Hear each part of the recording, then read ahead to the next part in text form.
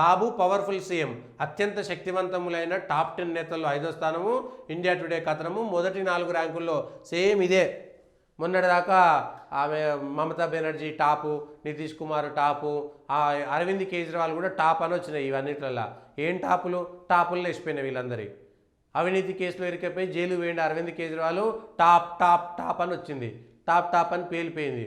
ఇవాళ ఫీనిక్స్ పక్షిలాగా చంద్రబాబు పునర్జన్మనట. మీడియా సంస్థకు ఫీనిక్స్ పక్షిలాగా ఎట్లొచ్చింది? చంద్రబాబు నాయుడు దిక్కులేక పరాన్నజీవిలాగా చంద్రబాబు నాయుడు రాజకీయ జీవితంలో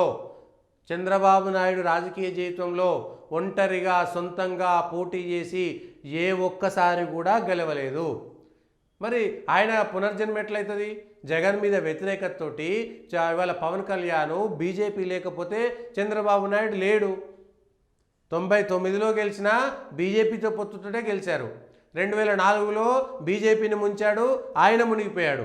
ఎందుకంటే ముందస్తు ఎన్నికలు వచ్చినాయి. చంద్రబాబు నాయుడు మీద అలిపిరిలో దాడి జరిగితే అదేదో నాకు సింపతి వర్కౌట్ అవుతుంది, నేను బతికి బట్టగట్టినా ప్రజలంతా పొలోమని ఓట్లేస్తారు, మళ్ళోసారి ముఖ్యమంత్రి అవుతా అనుకుంటే ఏం కాకుండా వేయరు.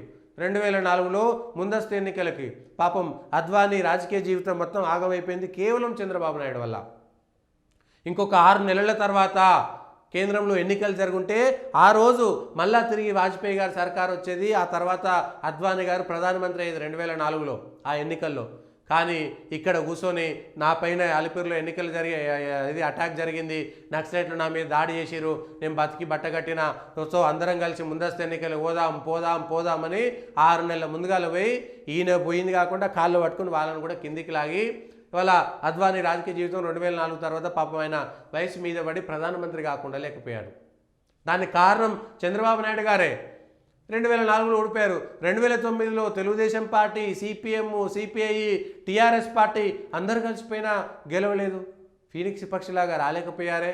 2014లో బీజేపీ జనసేన ప్రాపకంతో గెలిచారు. ప్రాపకంతో ఈ పదాన్ని నేను వాడుతున్నా. బీజేపీ నరేంద్ర మోడీ గాలిలో, జనసేన పవన్ కళ్యాణ్ గాలిలో.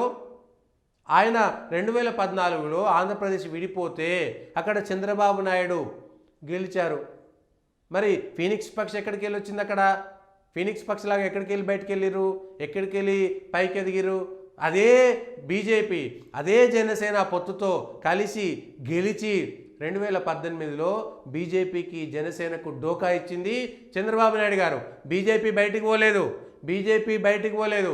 తన తప్పులను కప్పిపుచ్చుకునేందుకు, చంద్రబాబు నాయుడు గారి పరిపాలనా వైఫల్యాన్ని కప్పిపుచ్చుకునేందుకు తన మీడియా మద్దతుతో నరేంద్ర మోడీ మీద ఆంధ్రప్రదేశ్లో విషం చిమ్మింది ఇదే చంద్రబాబు నాయుడు గారా కాదా? అసెంబ్లీ సాక్షిగా నరేంద్ర మోడీ తల్లిని, భార్యని నీచమైనటువంటి ఉచ్చరించలేని పదజాలంతో చంద్రబాబు నాయుడు గారు, వాళ్ళ బామ్మరిది, వాళ్ళ పార్టీ కార్యకర్తలు వాళ్ళ సోషల్ మీడియాలో విచ్చలవిడితనంగా ఇవాళ సోషల్ మీడియాలో వైఎస్ఆర్సీపీ సోషల్ మీడియాను అరెస్ట్ చేస్తున్నారు కదా. సరే తప్పు మాట్లాడితే తప్పే అనొచ్చు. వైఎస్ఆర్సీపీ వాళ్ళైనా టీడీపీ వాళ్ళైనా దిగజారుడు భాష, ఇంట్లో ఉన్నటువంటి ఆడవాళ్ళ మీద నీచంగా మాట్లాడితే ఎవరైనా తప్పు పట్టాల్సిందే. కానీ ఆ రోజు స్వయంగా చంద్రబాబు నాయుడు గారే మొదలుపెట్టారు.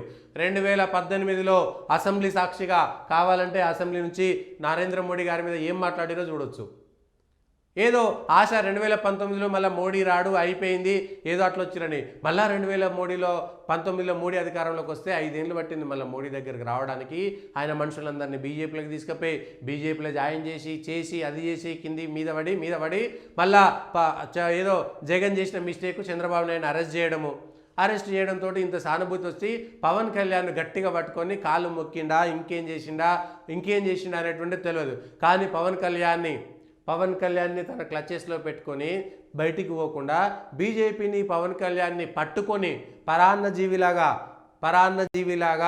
ఉంటాయి కదా, పరాన్న జీవులు పెద్ద పెద్ద వృక్షాలకు చిన్న తీగలు పాకినట్టుగా తెలుగుదేశం పార్టీ పెద్ద పార్టీ అయినప్పటికీ పేరుకి ఇవాళ బీజేపీ పవన్ కళ్యాణ్ లేకపోతే ఆంధ్రప్రదేశ్లో చంద్రబాబు నాయుడు గారి అధికారం లేకపోతుండేది. ఆంధ్రప్రదేశ్లో చంద్రబాబు నాయుడు గారు ఎన్టీ రామారావును దించేసిన తర్వాత 96లో ఎన్టీ రామారావు 94లో అయిపోయిన తర్వాత అధికారంలోకి వచ్చి 94 జనవరిలో ఎప్పుడో దించేసారు కదా. ఆ వెన్నుపోటు తర్వాత వెన్నుపోట దించేయడమా, పార్టీని కాపాడమా, ఎవరి నచ్చినట్టు వాళ్ళు చెప్పుకోవచ్చు. ఆ తర్వాత జరిగిన ప్రతి ఎన్నికల్లో ఏ ఒక్కసారి కూడా ఒంటరిగా పోటీ చేయలేదు. 2009లో బీజేపీ ఒంటరిగా పోటీ చేసింది, వీళ్ళని వదిలేసి. గెలిచిరా గెలవలేదా పక్కన పెట్టవచ్చు, కానీ సొంతంగా పోగలిగింది. కానీ అదే చంద్రబాబు నాయుడు గారు ఒంటరిగా పోలేకపోయారు, తెలుగుదేశం పార్టీ ఒంటరిగా పోలేకపోయింది.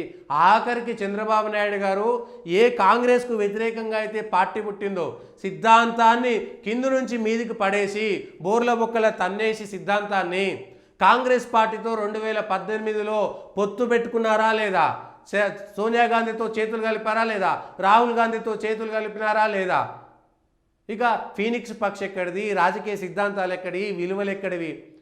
ఏ కాంగ్రెస్ పార్టీకి వ్యతిరేకంగా ఇవాళ ఉద్ధవ్ ఠాక్రే పరిస్థితి, చంద్రబాబు నాయుడు పరిస్థితి అంతే. ఏ కాంగ్రెస్కు వ్యతిరేకంగా అయితే తెలుగుదేశం పార్టీ పుట్టిందో దాన్నే తుంగలో దొక్కి, దాన్నే బోర్ల బొక్కలు పడేసి, ఇళ్ళకలు పడేసి, తన్ని సిద్ధాంతం అంతా గాలికి వదిలేసి తగిలేసి కాంగ్రెస్ పార్టీతో పొత్తు పెట్టుకున్నటువంటి తెలుగుదేశం పార్టీ ఇవాళ ఫీనిక్స్ పక్షిలాగా వచ్చినాయంటే ఈ మీడియాని నమ్మి మీడియాలో రాగానే చంద్రబాబు నాయుడు గారు గొప్ప. ఎట్లా అవుతుంది ఇవన్నీ ఒక్కసారి ఆలోచించాలి. ఏ విధంగా గొప్ప అవుతారు? ఇవాళ రాసేసి గొప్పగా అయిపోయి చంద్రబాబు నాయుడు గారు రాగానే 2018 నుంచి 2019 దాకా కేంద్ర ప్రభుత్వం అండగా ఉన్నాక కూడా ఆంధ్రప్రదేశ్లో ఒక రాష్ట్ర రాజధానిని నిర్మించలేకపోయినటువంటి వైఫల్యం చెందినటువంటి ముఖ్యమంత్రి గారు కాదా? ఎందుకు ఏం చేసిరు? నరేంద్ర మోడీ మట్టి ఇచ్చిండు, నీళ్ళు ఇచ్చిండు, అదే మట్టి అదే నీళ్ళ కోసం ప్రాపకం కోసం చేసిరు కదా. మరి అదే మట్టి నీళ్ళు ఇచ్చినటువంటి నరేంద్ర మోడీ తోటి 2024లో ఎందుకు పొత్తు పెట్టుకుంది తెలుగుదేశం పార్టీ? సోషల్ మీడియాలో భారతీయ జనతా పార్టీ గురించి నానా రకాలుగా మాట్లాడింది వాళ్ళ తెలుగుదేశం పార్టీ కాదా? మోడీకి సంబంధించినటువంటి దాంట్లో ఎంత జుగుప్సాకరంగా మాట్లాడారు. ఇవాళ చంద్రబాబు నాయుడు గారు ఆంధ్రప్రదేశ్లో వైసీపీకి సంబంధించినటువంటి ఆ సోషల్ మీడియా యాక్టివిస్టులని విపరీతంగా అరెస్ట్ చేస్తున్నారు కదా. దాన్ని కూడా తప్పు పట్టాల్సిందే.